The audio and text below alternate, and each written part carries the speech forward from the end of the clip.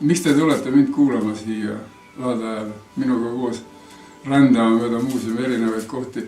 Ma umbes 15 aastat tagasi Eesti Rahva Muuseumis uurisin materjale, kirjutades ühte ettekannet või artiklit või midagi.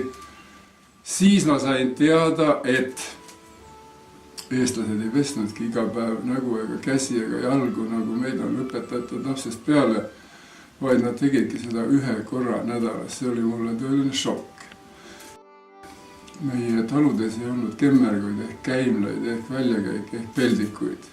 Kuidas nad siis oma loomulikke vajadusi rahuldasid.